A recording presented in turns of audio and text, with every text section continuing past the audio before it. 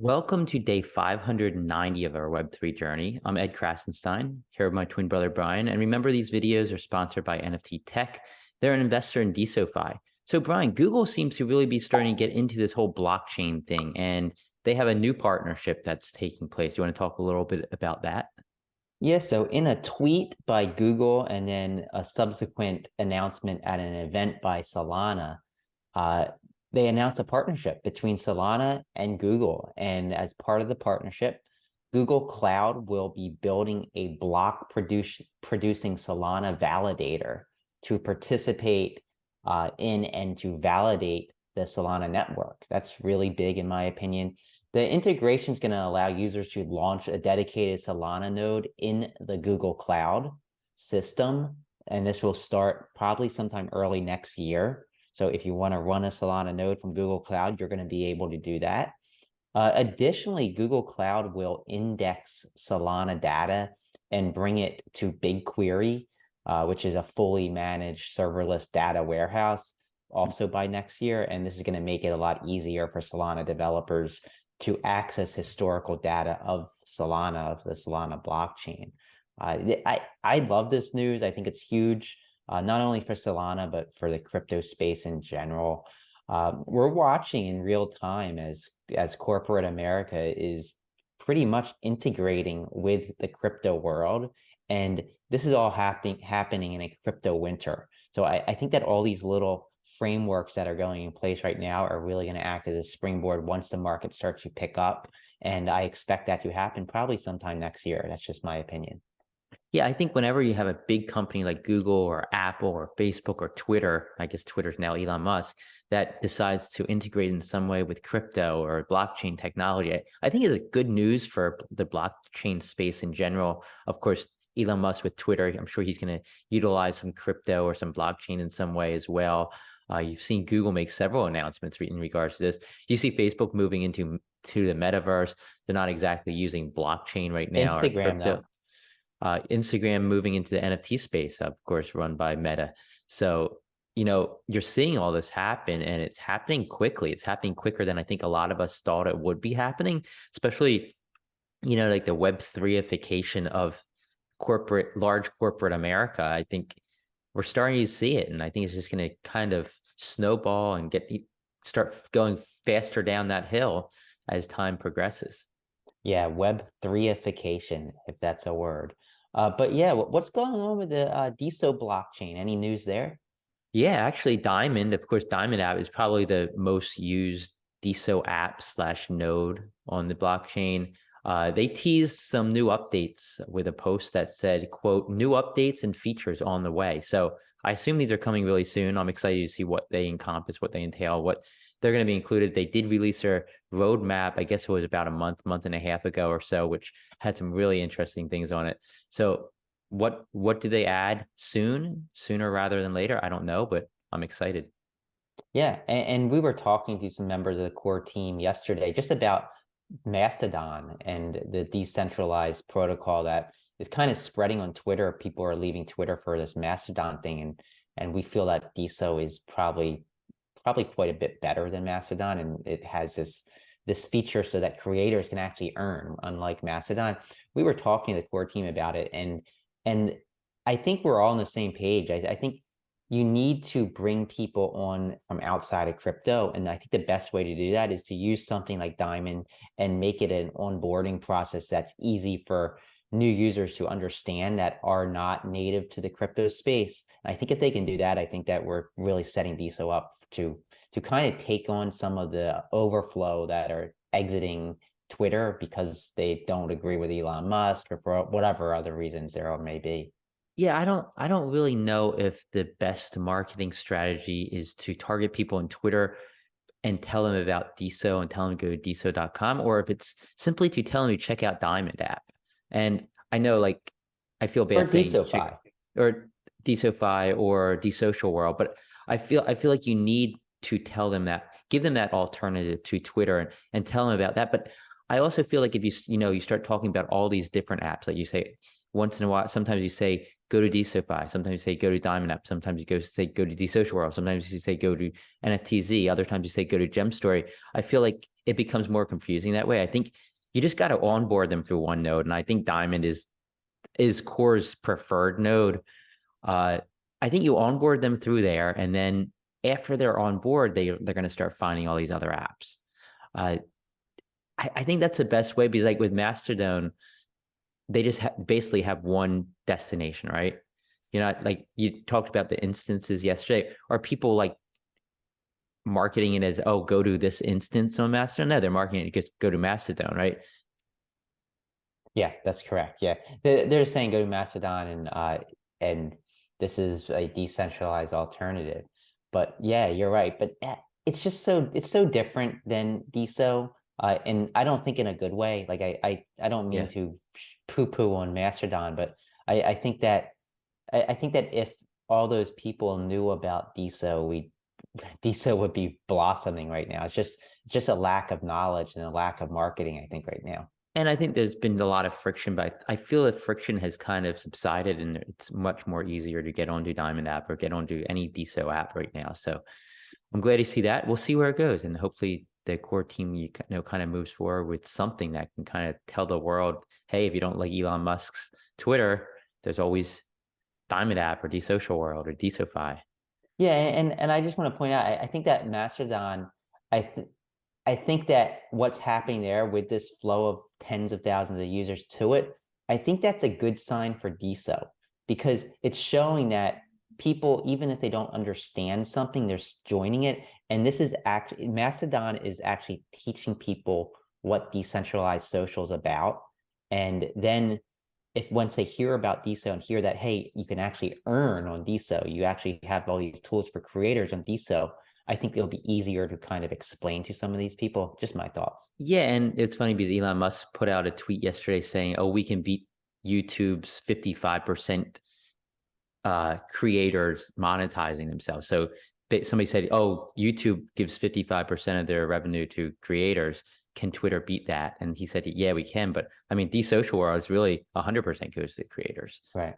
So there are so many benefits. At the same time, you know, you're seeing this segmentation of social media in a for the political spectrum. Those on the right kind of left Twitter or claim to be leaving Twitter when Twitter was banning a lot of conservatives. Now it's kind of those on the left who don't like the fact that Elon Musk is being so liberal when it comes to banning on Twitter. They're And starting to leave for Mastodon and other social media websites. I don't like the segmentation. I think that just creates these like bandboxes where people just feed into their own ideas, and there's no way for ideas to mesh and people to like be like, okay, you know, most of us actually have the same general ideologies when it comes to politics. You know, there's some far left, far right, but most of us are really in the middle with just a few minor differences. I think when you split like that and you segment, those extremes just kind of multiply upon yeah, themselves. echo chambers create more extremes. And I think it's funny because you had all these conservatives leaving Twitter, and all the other people were attacking them. Oh, you can't, you're leaving Twitter, go leave Twitter. And now you have the opposite happening. It's like just it's like just hypocrites on both sides, I think. Yeah, exactly. So anyhow, moving on. Yesterday we discussed the project that It's Aditya and Mr. Preet are working on. It's called Circle It. And there's more details that have emerged thanks to It's Aditya for making a post. He said that they hope to provide a better UI/UX on mobile than other apps on DeSo. Also, better content curation. Content moderation is going to be up to each circle moderator. They're going to have auto mod tools. I'm not sure the details of those. There's going to be monetization for circle mods and the top creators of a specific circle. And verification is going to consist of badges where circles themselves are going to have their own verified user. So a little more information. I can't wait to see this really progress and see some, you know, some examples of the app in action, but it sounds good. Yeah, I'm really excited about this. I hope that they roll out a really cool project and maybe get some funding and get to actually build this like full time, because I love It's Aditya. I think he's just brilliant. He really understands, I think, the whole marketing and onboarding process. Yeah, and of course, this is one project as part of the DeSo Labs Crypto Winter 2022 hackathon. And that hackathon ends, if you want to sign up for it, you want to do a submission, you want to partake in it, you have until the end of the day tomorrow, I believe.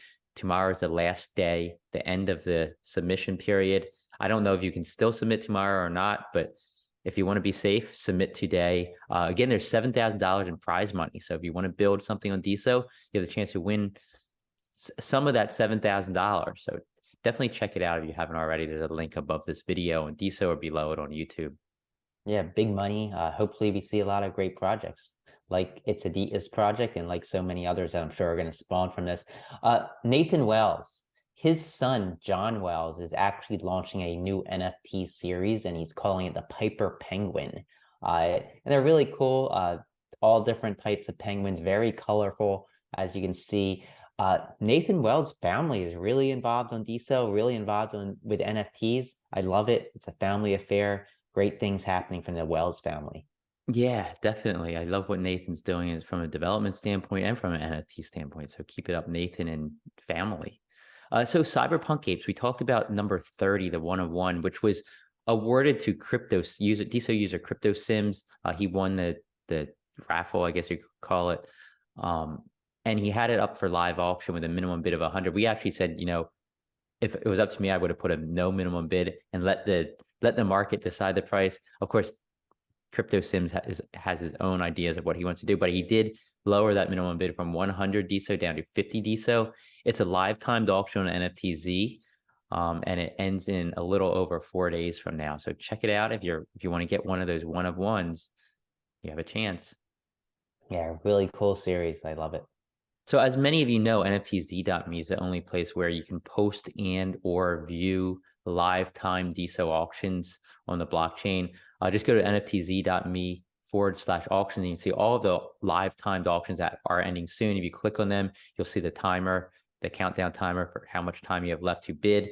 I just want to highlight a few that are ending in the next 24 hours.